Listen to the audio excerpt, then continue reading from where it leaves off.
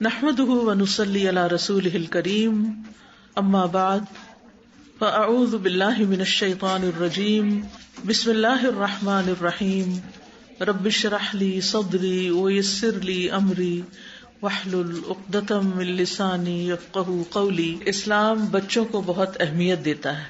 بچے اللہ کا عطیہ ہیں۔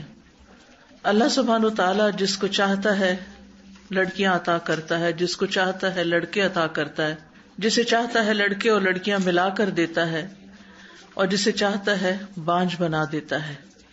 اولاد ایسی نعمت ہے جس کی دعا انبیاء علیہم السلام نے بھی کی۔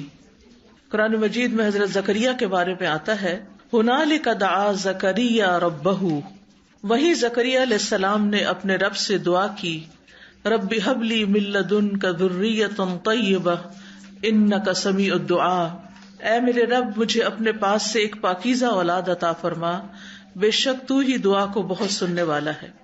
اللہ سبحانہ وتعالیٰ بچوں کی پیدائش کو ایک خوشی کی خبر بتاتے ہیں، خوشخبری بتاتے ہیں۔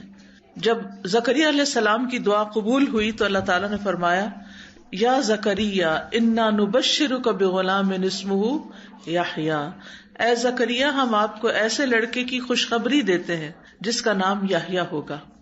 اسی طرح ابراہیم علیہ السلام کو بڑھاپے میں جب اللہ تعالیٰ نے اولاد کی خوشخبری دی تو اس کے بارے میں قرآن مجید میں آتا ہے، وامرأتہ قائمۃ فضحکت فبشرناها باسحاق ومن وراء اسحاق یعقوب، اور اس کی بیوی کھڑی تھی یعنی ابراہیم علیہ السلام کی، تو وہ ہنس پڑی، تو ہم نے اسے اسحاق کی اور اسحاق کے بعد یعقوب علیہ السلام کی خوشخبری دی۔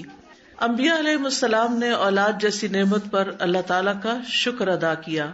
ابراہیم علیہ السلام بچوں کی پیدائش پہ کہتے ہیں، الحمدللہ الذی وہب لی علی الکبر اسماعیل و اسحاق ان ربی لسمیع الدعاء، سب تعریف اللہ کے لیے ہے جس نے مجھے بڑھاپے میں اسماعیل اور اسحاق جیسی اولاد عطا کی، بے شک میرا رب تو بہت دعا سننے والا ہے۔ نبی صلی اللہ علیہ وسلم بچوں سے پیار کرتے تھے اور حسن اور حسین رضی اللہ عنہما کو جنت کے پھول قرار دیتے تھے۔ ہما ریحانتایا من الدنیا، یہ دونوں دنیا میں میرے دو پھول ہیں۔ بچوں کی اور ازواج اور اولاد کی آنکھوں کی ٹھنڈک کی دعا بھی ہمیں سکھائی گئی ہے۔ عباد الرحمن کے حوالے سے قرآن مجید میں آتا ہے، ربنا ہب لنا من ازواجنا وذریاتنا قرۃ اعین واجعلنا للمتقین اماما، اے اللہ ہمیں ہماری ازواج اور اولاد سے آنکھوں کی ٹھنڈک عطا کر، یعنی یہ انسان کے لیے خوشی کا باعث ہوتے ہیں، اور ہمیں متقین کا امام بنا۔ رسول اللہ صلی اللہ علیہ وسلم نے بچوں کو پودے بھی کہا ہے، فرمایا اللہ ہمیشہ اس دین میں ایسے پودے لگاتا رہے گا جنہیں وہ اپنی فرما برداری میں استعمال کرے گا، یعنی نیک بچے پیدا ہوتے رہیں گے اور آگے چل کر دین کی خدمت کرتے رہیں گے۔ بچے دین کو مضبوط کرنے کا ذریعہ بھی ہیں۔ ابن مبارک جب اصحاب حدیث کے بچوں کو دیکھتے جن کے ہاتھوں میں قلم دوات ہوتی تو وہ انہیں اپنے قریب کرتے اور کہتے کہ یہ دین کے پودے ہیں، یعنی آج ان کی نگہداشت کرو تاکہ کل کو یہ بڑے ہو کر فائدہ دیں، دین کے محافظ ہیں۔ مسکین بن بکیر کہتے ہیں کہ ایک شخص امام اعمش کے پاس سے گزرا جبکہ وہ حدیثیں سنا رہے تھے۔ اس شخص نے ان سے کہا، آپ ان بچوں کو حدیثیں سنا رہے ہیں، یعنی چھوٹے بچوں کو کیوں آپ اتنی اہمیت دے رہے ہیں؟ تو امام اعمش نے کہا، یہ بچے تمہارے لیے تمہارے دین کی حفاظت کرنے والے ہیں، یعنی آج ان کو حدیثیں سناؤ گے تو کل یہ آگے جا کر دوسروں کو سنانے والے ہوں گے، مستقبل کے داعی ہوتے ہیں۔